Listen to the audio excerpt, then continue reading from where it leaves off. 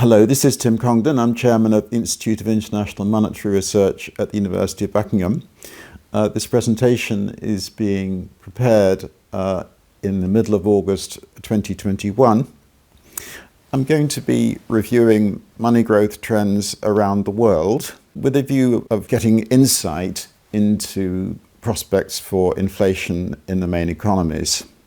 On this occasion, I'm not going to be focusing on one economy, and I'm really going to be looking at all of the major economies. And so the first thing I want to do is to just bring out the world we're talking about. The slide shows you the relative sizes of the GDPs of the main countries. I'm using what's called the current price and current exchange rate method, and this overstates the importance of the United States relative to China, and again, relative importance of the Eurozone and Britain relative to India. Having said that, in terms of financial markets and so on, in many ways, it's the current price, current exchange rate method that's most useful. And as you can see, the USA accounts for about a quarter of world output, and then China and the Eurozone for a bit less than 20%. And these countries altogether account for getting on for 75% of world output. Just one little point to finish on this. I've added Canada and Australia because I want to say one or two things about them at the end of this presentation. Now, then we're going to focus on the 6 main economies. For these purposes, I include the UK as a main economy, which is for discussion. The key idea motivating this is that the increase in the quantity of money and increase in nominal GDP are similar over the medium term. It may not be exactly the same, but they'll be similar. And on the whole, money tends to lead spending and output. And so the behavior of the quantity of money gives us some insight into future inflation developments. I'm going to start off, logically, with the USA, largest of the economies. Before I, again, talk about each individual economy, let me highlight the importance of looking at the axes here. What we're going to find as we go through the countries is that in the main developed countries, the same pattern occurs. We have the annual rate of growth of money, which is helpful and gives some insight. And then to get a picture of what's going on just at the moment, we look at the last 3 months and annualize that. Okay, and we have, as you can see in this picture of the USA, we have both lines. Now this brings out the axis. The axis here goes up to, I think is it 90? Let me have a look. It's 90%. In the spring of 2020, the growth rate of the quantity of money broadly defined in the USA reached almost 90% if you annualize the 3 months with April in the middle. I think April, the increase was 7% in 1 month. Now, that then led to the annual figure reaching 26% in June, the highest figure since the Second World War. Very sharp slowdown in the second half of 2020. But then in the first half of 2021, a re-acceleration to an annualized rate of growth of about 10%. Let's just try and then think about this. This period in the USA has been an extraordinary one because of what happened really in spring of 2020. And let's just be clear that they still haven't got money growth back down on a continuing sustained basis to under 5%, the kind of number they had, as you can see in this chart, back in the 2010s. Okay, that's the United States. Here is China. A very, very different picture. This chart goes back to 2004, and you can see that the recent growth rates of money have not been the highest in that period at all. There was a slight blip up in spring of last year, a slight one. But actually, the growth rate of money has been rather low compared with that seen in the last 15 years. And indeed, the 3-month annualized rate of growth at the moment is practically the lowest since the opening up of China began in the 1970s. Eurozone. What you'll see again is this similar kind of pattern as in the United States, this blip upwards in spring of last year. But as I warn, in understanding this picture, we must look at the axis. And the axis here isn't 90%, it's 25% at the top.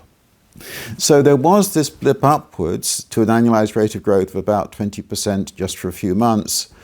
The annual rate of growth moved up to double digits just. And now we're back down, if you analyse the last 3 months, to about 5%. So despite the ECB saying that they're pursuing aggressively stimulatory monetary policies, the change in the pattern compared with the 2010s has been much less marked in the Eurozone than in the United States. Japan. Again, we get this pattern of a surge in spring of last year, then giving way to lower numbers. The annual rate of growth not even reaching double digits. On the axis here, it's 18%. So Japan continues to have, of the developed countries, the lowest rate of growth of money, as it has had for 30 or so years now. And although these numbers are the highest in that 3-decade period, they are nothing like as extreme as in the United States, and also rather slower than in the Eurozone. India, a bit like China, the recent numbers are not the highest in the last 15, 20 years. There has been some upturn in growth, but not dramatic. The rate of growth of money in India for some time has been around about 10% a year. Trend rate of growth of the economy, say 5-6% a year, some inflation, but nothing very dramatic has happened to Indian money growth compared with the last 10, 20 years. Then the UK, another developed economy, same pattern, blip upwards in spring of last year. And again, look at the axis. In fact, the top number here is 35%. Annual rate of growth at the peak up to 15%, quite a bit more than the Eurozone, but now coming back towards 5%. Okay, now what I'm going to do in the next picture, just varying the period a bit, I'm going to look at the last 2 years, the 2 years to mid-2021. You know, all of these charts, even China and India to some extent, are showing that the last 2 years have got higher money growth than before, 2 years before that. And so let's just try and get a sense of how well-defined this pattern is in the different nations. Now, USA, clearly an outlier. The difference between the 2 years to June 2019 and June 2021 is 25%. Okay, 2 years to June 2021, we had the highest growth rate of money since the Second World War. UK, again, rather dramatic on the face of it change in the last 2 years. But if you look at, say, the last 4 years, so you've got in the UK 5.8% in the 2 years to June 2019, and then 21.6% in the last 2 years.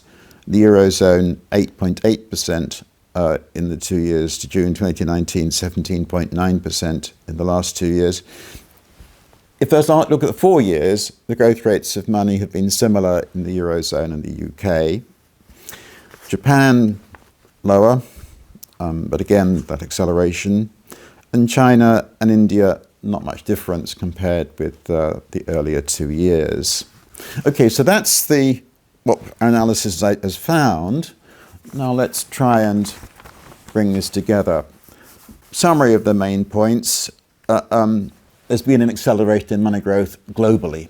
This is behind the current boom in some places, certainly period of above trend growth. Of course, the catch-up from COVID-19 is part of that, but there's no doubt that in places like the United States and indeed much of Europe, there is more than that. There's an underlying boom as well.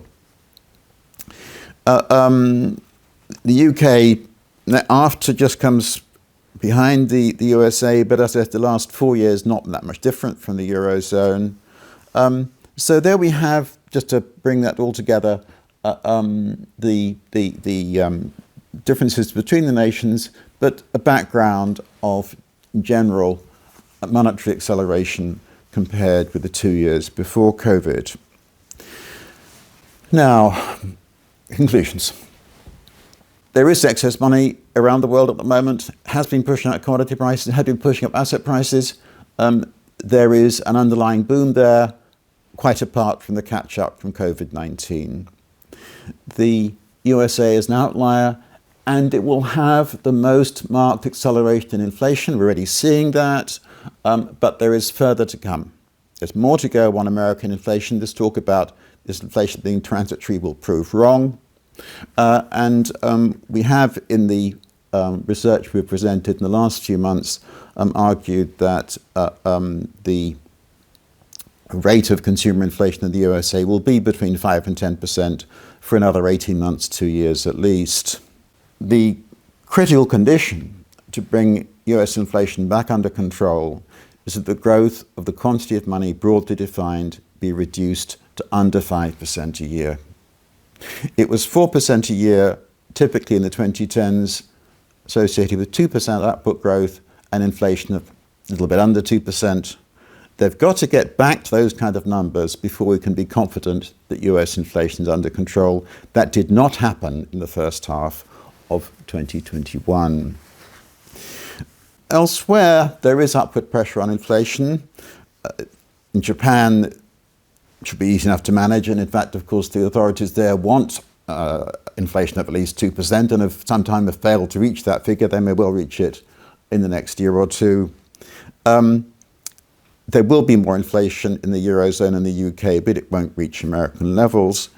And although China and India are going to be affected by global trends, including commodity prices, there isn't any great change relative to 2017, 2018, and so on. Okay, so those are the main conclusions. Obviously, that sort of message is very important for the dollar and the way the dollar is viewed in international finance. I haven't got time to discuss that now. Let's just be clear, US inflation will be conspicuous. It will be a major discussion point in international financial circles. This will not be good for America's image in the world economy. Just finish off by talking about Canada and Australia. I thought I'd talk about Canada because they, unlike the central bank there, unlike the Federal Reserve of the United States, decided to end asset purchases rather soon, much sooner than the United States. You can see the 3-month annualized growth of money in Canada. Yes, it blipped upwards in spring 2020, but then actually went negative for a period late last year, and the annual rate is already down to 4 or 5%. So we can make a strong forecast. Canada, for a period of, say, 2 or 3 years, will have lower inflation than the United States, reflecting the behavior of money. And that'll, again, affect the image of America relative to its neighbour. Australia, I thought I'd just mention this a bit. You'll see that, again, there's this blip upwards in spring 2020, back down again. The point to notice here is that they had very low money growth before COVID. And the explanation for that is that there was a regulatory attack on the Australian banks in 2017 and 2018, essentially because the Australian banks had been involved in money laundering and they were being punished effectively. So money growth fell in Australia to under 5%. If you look at those annual numbers, 3 months, some figures when 3-month annualized went negative. And things like house prices before COVID in Australia were very weak. So we won't see the same kind of inflation numbers in Australia as in America, and perhaps not the same as in the UK and the Eurozone. That brings everything together. A lot of ground has been covered, but throughout, we're applying the same method of analysis to reach, in my view, very strong conclusions about the direction and extent of inflation in these economies in the next few years. Thank you very much.